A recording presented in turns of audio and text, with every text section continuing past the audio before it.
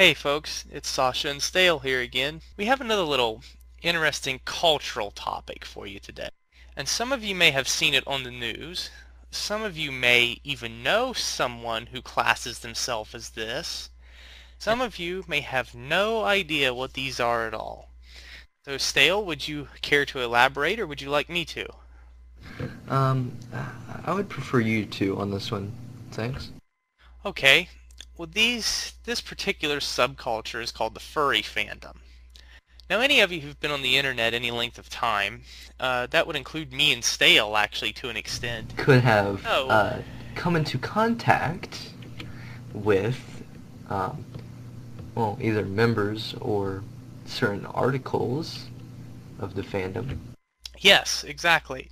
Um, to explain a bit more about what the furry fandom is, and I'm not taking any exact definitions off a website or anything because I don't want to sound like I'm droning here, but the furry fandom is basically a group of people who relate to and oftentimes can even class themselves or even work with a certain type of art, and these are what's called anthropomorphic animals. That means that they are animal forms such as foxes, wolves, dogs, cats, anything you can think of.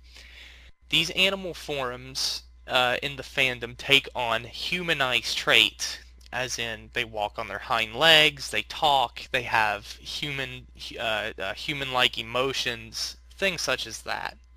Um, now, well, I guess we do have well, okay, I can't say a fan, but we are a fan of one of them. His name is the Ranting Gryphon. You'll find a link in the sidebar over there in the description to his website if you want to go see and kind of hear his own rants and perspectives and such and such and such. And he's quite an interesting person, really. Ah, yes, the Ranting Gryphon. He's definitely got an interesting personality about him, but the thing about two is a lot of what he says is pretty correct if you actually stop and listen. But anyway, uh, one aspect that people don't understand about the fandom, or a lot of them think they understand, but they end up getting it wrong, is there actually is erotica for this fandom. And I myself have been sent many links and, various things that actually point to this sort of material.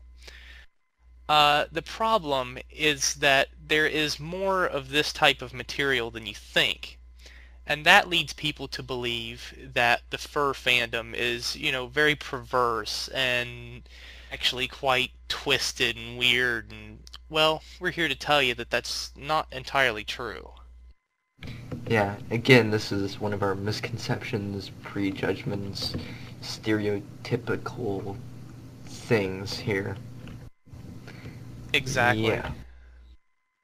I actually know quite a few furs, and some of them are kind of a bit more twisted, shall we say. They tend to go for, more strange forms of artwork, if you will. But the thing about most furs is they're generally quite outgoing and quite nice people, and some of these people you would never even suspect, and some of these people are actually quite intelligent. Some of them have degrees, and it's just most of them don't show it.